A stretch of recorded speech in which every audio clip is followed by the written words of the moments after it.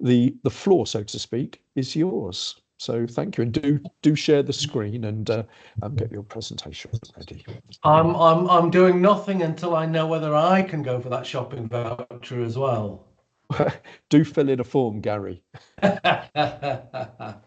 Morning, everyone. Now, here's the exciting bit where I try and get, there we go. Can everyone see that? Yes, we can. I assume by the wall of silence, everybody can see that. No, Morning. That's good, Gary. Thank you.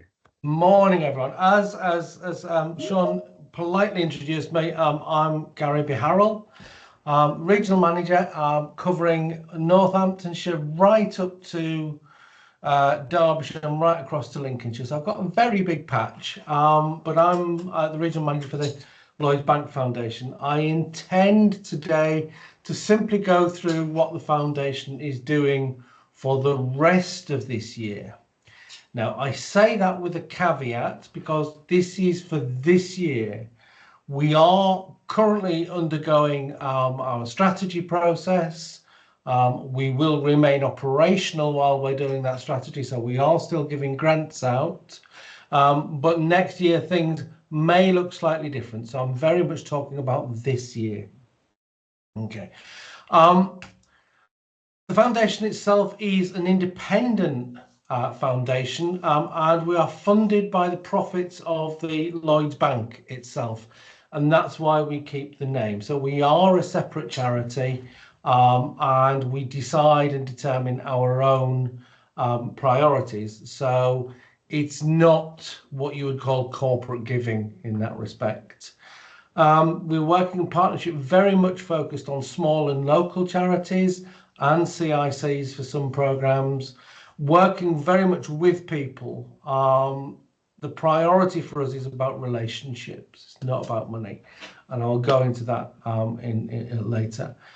A lot of our funding is unrestricted, but we also provide support to develop organisations and influencing policy and practice.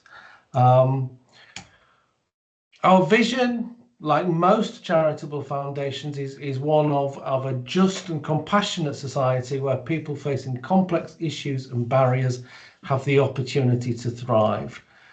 And our mission as part of that, as I've already said, is to work with local small charities on the ground, enabling you guys to do what you do better.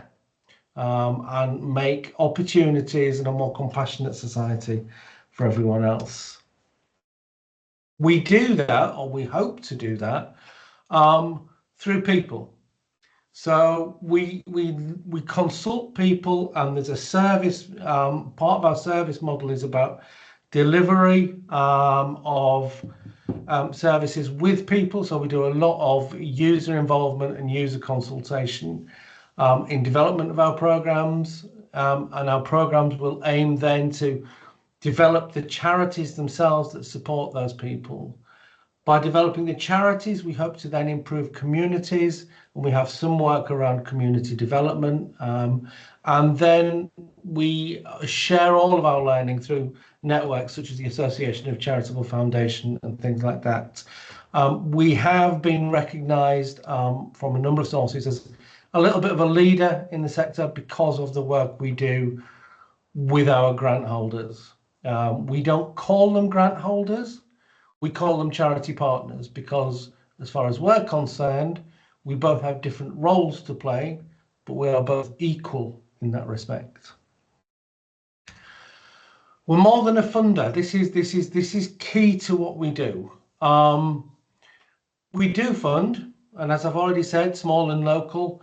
And by small and local, we mean an income of 25,000 to £500,000. And that is whatever it says on your latest set of accounts. Interestingly, that funding is almost always, with the exception of one programme, unrestricted.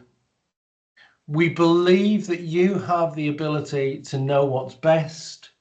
We believe that by restricting funding, we therefore restrict your ability to respond. We restrict your ability to take risk, your ability to imagine, outside of the box and your ability to actually support those that you're working with. We are firm believers that unrestricted funding is the way forward.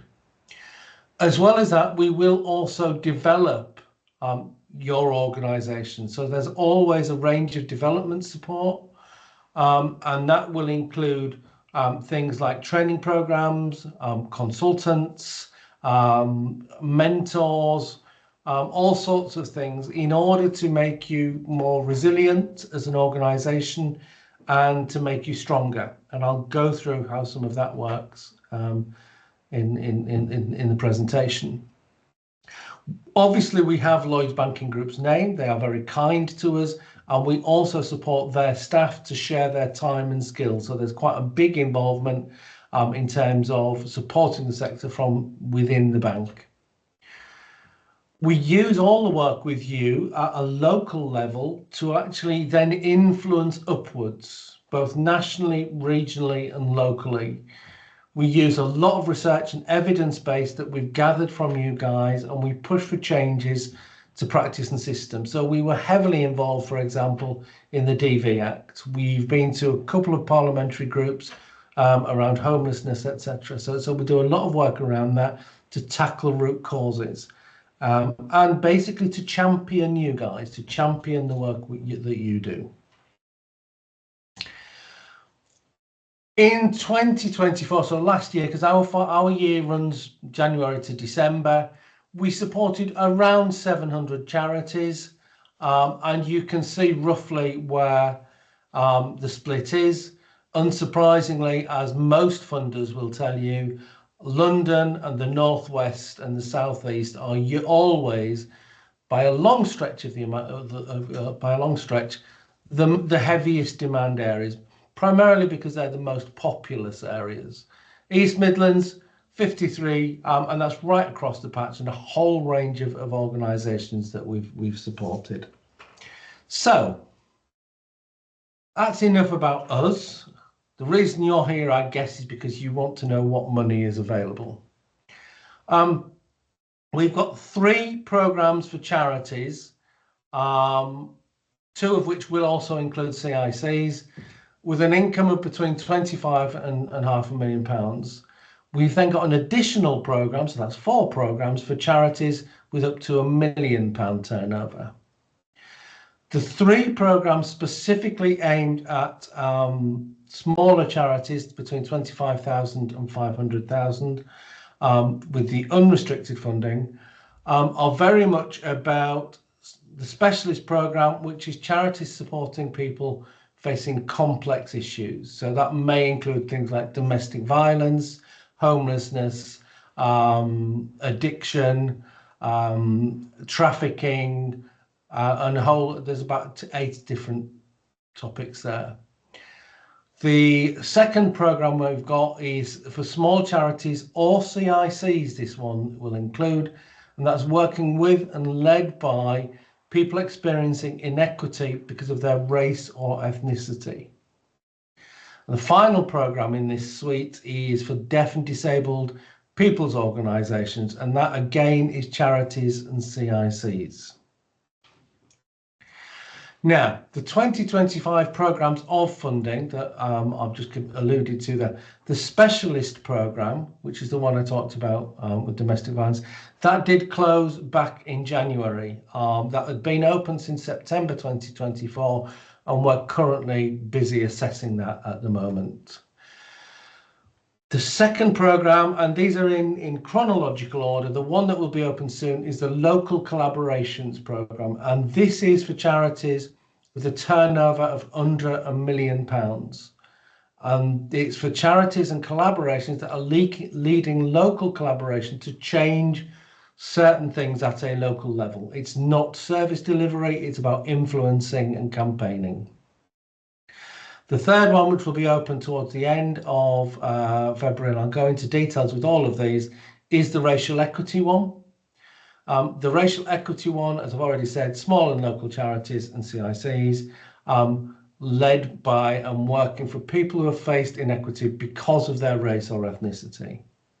And then last and not least, open a little bit later in the year, is the DDPO, or Deaf and Disabled People's Organisations, Again, charities and CICs which are working with deaf and disabled people who are experiencing poverty. So those are the 4 programs. I'm afraid down to timing, we were unfortunate with the specialist program. I'll start with the first of those programs, and this is very much about, I don't know where I'm going now. Apologies for that. The first of those programs, which is the collaboration program, and this is just because this is the one that's open soonest. This program supports collaborations led by local charities in a lot of their influencing and campaigning work. But the aim is to actually get the voices of people with lived experience up to the politicians and the decision makers. The programme itself is worth £100,000 over 2 years, and that £100,000 is to support the collaboration. So it could potentially, in some cases in round 1, it paid for a coordinator to help with the collaboration. In some cases in round 1, it helped backfill some work so somebody could continue with the thing. There is again the development support and various network supports around that. So it's not just a case of here's the money, off you go. We get our hands dirty in that. The applications will open on the 27th of February and they will close on the 30th of April. We would hope that funding decisions will be finished on this by the 2nd of October. As I'm sure you can imagine, and I'm sure you've heard from all funders, there's a lot of demand for all of these, so it takes us a little while to work through them. An example of this, for example, will be in Leicester. We're funding one particular programme where a charity is leading 3 other charities to look at and influence how the local job centre and DWP are working in a more trauma-informed way. So they're not just cancelling benefits if somebody can't turn up if they've got a diagnosed mental health problem, but they're actually looking at how they can make that whole process with the DWP more person-centred rather than system-based.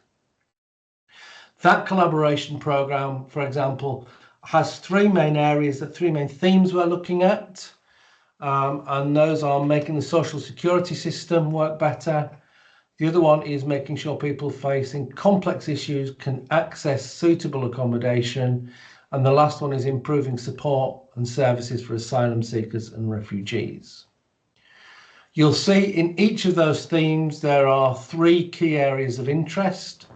You obviously only have to do a piece of work around one of those key areas. So obviously the example I've just given you is basically improving the quality and appropriateness of employment support and DWP support in that particular instance. So that is the collaboration programme. Next is the racial equity programme. And the racial equity programme is, again, open to charities and community interest companies. And it's for organisations that are led by and for working with people who are experiencing economic inequity because of their race or ethnicity. This, again, is unrestricted funding. So essentially what you get with this is you get access to a whole range of tailored support. So as a regional manager and as the charity, working with the charity, I would be visiting you once, twice, 3 times a year, just to see how things are going. You may say to me, we're having difficulty with our communications problem. I would then say, well, let's look at how we can improve that. Do we need to send in a consultant, etc.? That is combined with £25,000 a year, unrestricted funding for 3 years. And that is always a bit of a bonus. From this programme, we expect about 40 awards to be given. Again, it takes a little while to go through them, but applications for this one will open on the 13th of March 2025, and the applications will close on the 29th of May. The decisions again will be made by the 3rd of October. If you are declined, we will obviously let you know before then as soon as possible. It's not fair or appropriate to keep you hanging on. As soon as we've made a decision, we will let you know. With all of these programs, I'm very much just giving you an overview on the basis that actually each program will have its own very specific webinar for those that are looking to apply. The last program is the Deaf and Disabled Persons Organisation Programme, again aimed at registered charities and CICs that are led by and working for deaf and disabled people. There are very few charitable funders funding this area at the moment. Your organisation will be led by the communities you serve, so what we want to know is actually who is managing, who is running, who is deciding on the direction, and do they have the disabilities, the knowledge, the lived experience. Again, the access to the tailored support, again, similar to the CIC, to the Black Racial Equity one, is combined with the unrestricted funding, and a similar budget size. Around 40 charities will be awarded funding. Applications for this one opened the 26th of June. And the applications will be closed on my 61st birthday, on the 4th of September. Just dropped a hint there if anyone wants to drop me a card. Funding decisions are made on the 12th of December 2025. So again, if we know earlier, we will let you know the decision earlier. Okay. With most of these programs, with the racial equity especially, and with the DDPO program, we are looking for the work you do, in that there are long-term relationships, or if there are shorter-term activities, there is longer-term support in place. We're not just looking at organisations that provide one-off activities, such as trips or something like that. The work itself must be tailored when referring support, so it is based around the person. And we expect you to have trusted relationships, in that actually we understand you can't do everything for everybody. So if somebody needs some support with housing or something like that, and is not an area you can cover, you have a good relationship with another housing charity or provider, and you can work with them to support the individual's issues. Also very much about supporting progress. It's how do you make sure that somebody moves through and moves on. Things around this is what we tend to look for is an understanding of people's individual needs and challenges, hence the user-led side of things. Obviously, the monitoring, are there written electronic records? Are you monitoring progress against activities? It's the normal outcome sort of work that you would do. But we're looking to see that you would do that as an organisation, because remember, this is not project funding.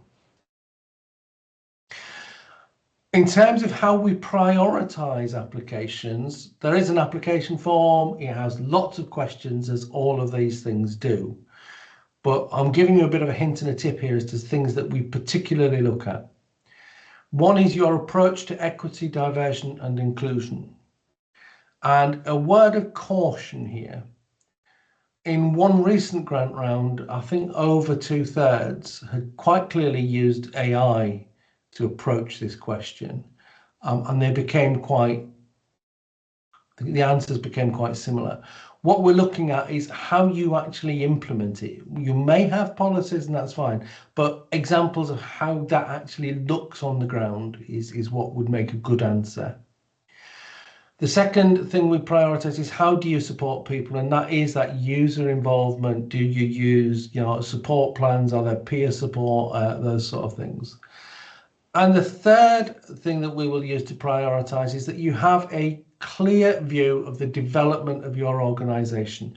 What is it that your organization needs to do in the next 2 or 3 years? Where are your weaknesses that you need to build on? We will, or we may, if it gets overly busy, consider geographic location, particularly if it's a low demand area, but that is not necessarily guaranteed, and we don't really make that decision until all of the applications are in. So I'd like to be able to say to you, we're focusing on Northamptonshire, but I can't because that decision hasn't been made by the trustees yet. In terms of the development support, and this is where I think it becomes very different from many organisations. The support to become stronger and more resilient covers a range of areas. A lot of people say to us, can you give us a catalogue of everything that's available? If I was to do that, it would be bigger than an old K's catalogue for those people that remember K's.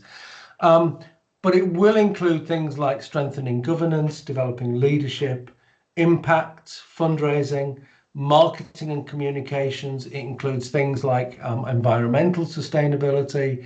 It includes things like we get a lot around business plans and all those sort of things. So what we will do is we will have a conversation with you first to try and determine what it is that's keeping you awake at night.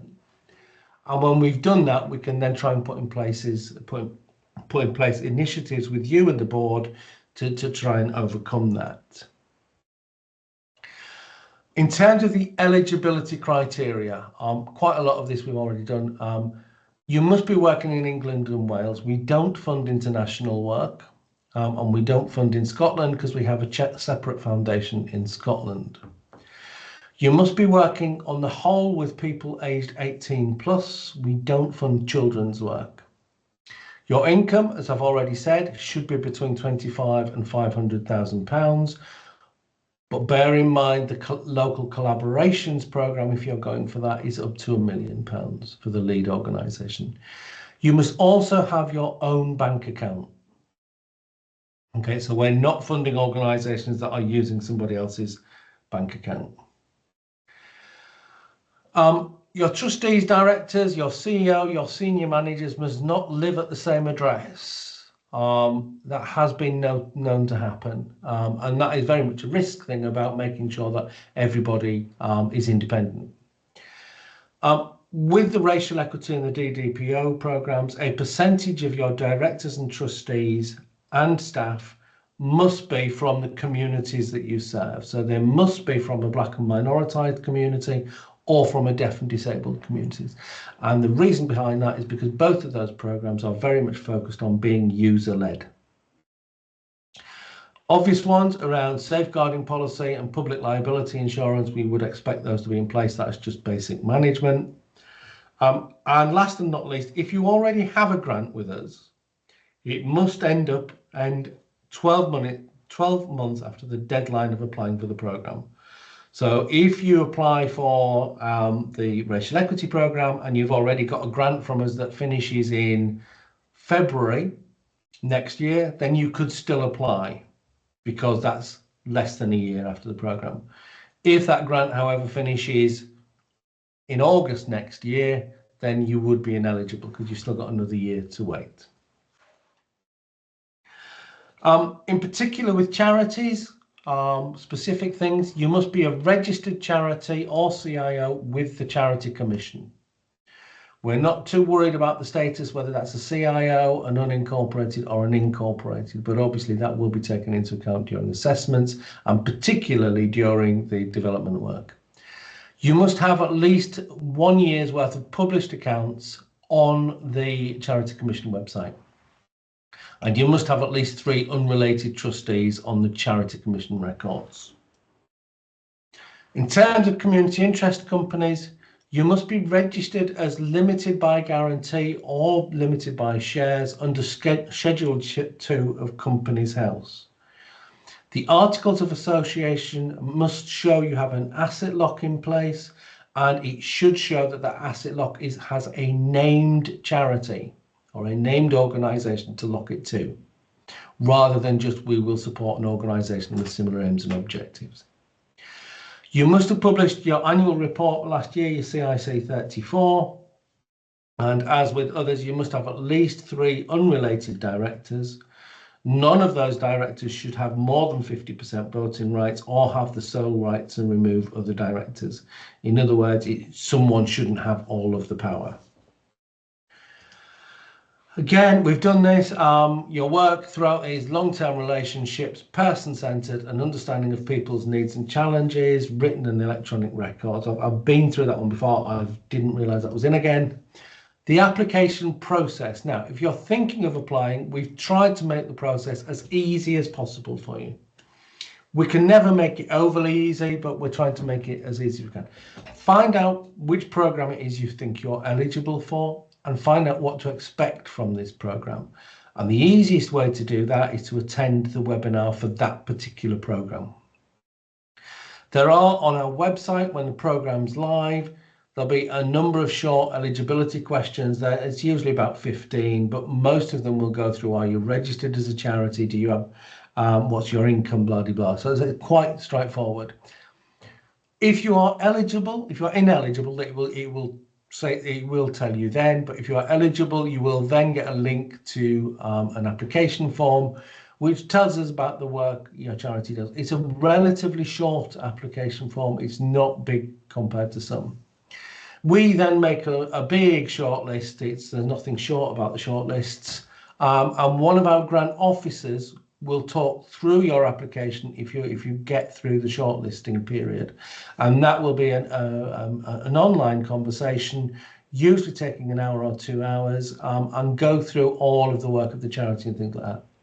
At that point, we will then consider your application and let you know the outcome. It's fairly straightforward.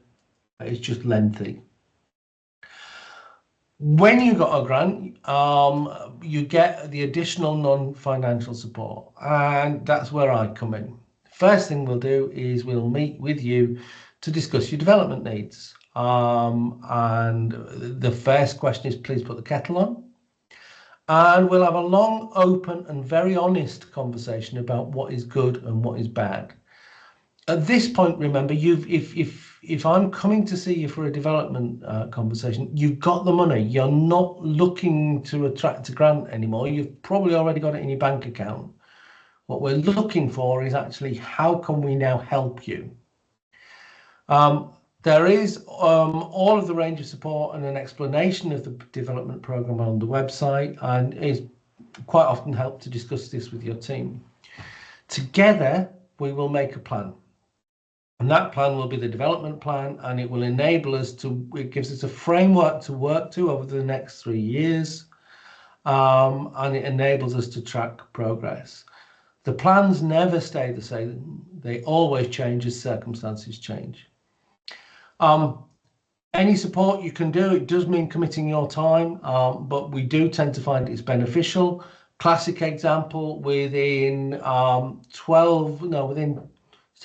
years, an organisation in Derby has gone from an £80,000 turnover to something like £450,000 in only 5 years. So when we first started talking to them, they'd only just registered as a charity. We will actually meet every 6 months. We'll chat about the impact. We'll talk about how everything's going, and that support is available for the whole organisation. Okay. If you need to know more, then the simple thing is to go to our website. You can sign up to the monthly newsletter, because I know how busy people are. And on the monthly newsletter, there will be access to resources and things like that. So it is worth signing up to the newsletter, because then they will tell you actively when programs are open. Should anyone have any further questions, that's me. Possibly one of the longest email addresses this side of the River Thames. But please feel free to drop me a line or contact me at any point with any questions. If I don't know the answer, either my colleagues or somebody in central office will try to know the answer. So that is more or less it from me. I've tried to keep it as short as possible, but I just then want to open up the floor to questions. Gary, thank you very much. So please do come back into the room, put your cameras back on, everybody, so we can see each other.